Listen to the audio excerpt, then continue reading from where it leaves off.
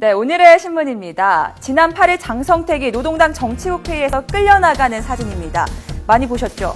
그런데 이 사진이 사실은 보여주기식 이벤트였다는 겁니다. 중앙일보 보겠습니다. 자, 어제 남대중 국정원장이 국회 정보위원회에서 한 발언인데요.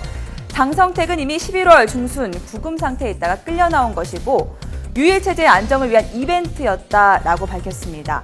이용화, 장수길 등 장성택의 측근들도 이미 장성택이 구금된 상태에서 처형을 당했다. 이런 이야기입니다. 남대중 국정원장은 어제 장성택 수청은 권력투쟁이 아닌 석탄 이권 갈등이라 이런 말도 했는데요. 이처럼 북한 정세의 불확실성이 커지는 가운데 우리 정부 내에서 김정은 정권을 어떻게 다뤄야 할지를 놓고 외교 안보 라인이 시각 차이를 보이고 있습니다. 다음 조선일보 보겠습니다.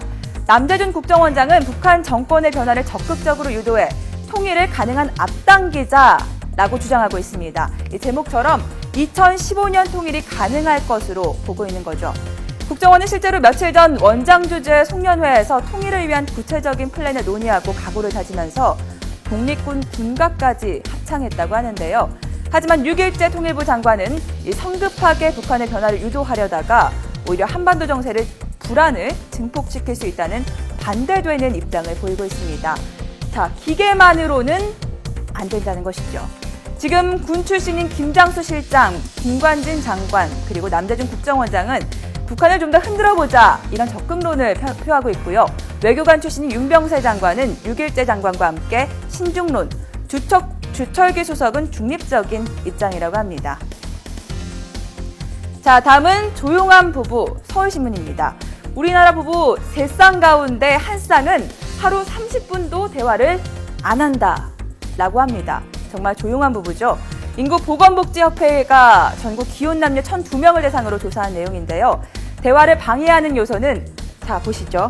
늦은 귀가와 주말 근무가 34.4%로 1위에 올랐습니다. 그 뒤로는 TV와 컴퓨터, 스마트폰 사용이죠.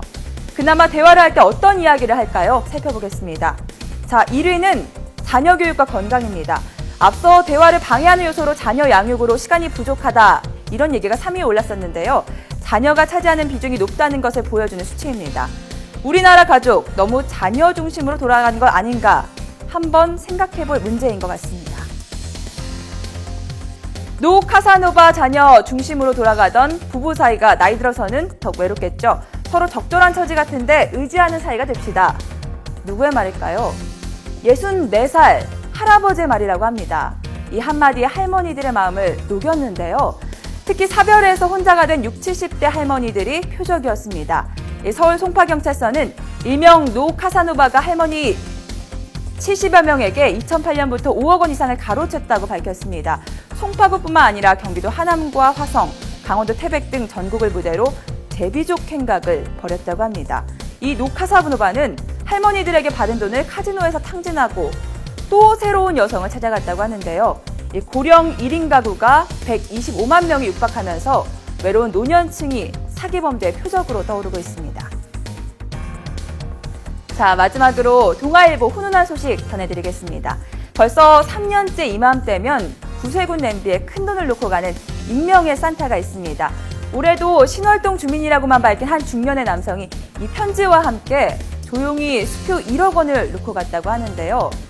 여기 한번 보시죠. 자, 좋은 일을 하는데 왜 이렇게 눈물이 나죠? 이 신월동 산타가 편지에 남긴 말이라고 합니다. 광화문 광장에 세워진 사랑의 온도탑이 지난해보다 닷새 늦은 어제 막 50도를 넘어섰다고 하는데요. 여러분의 따뜻한 관심이 필요한 때인 것 같습니다. 지금까지 오늘의 신문이었습니다.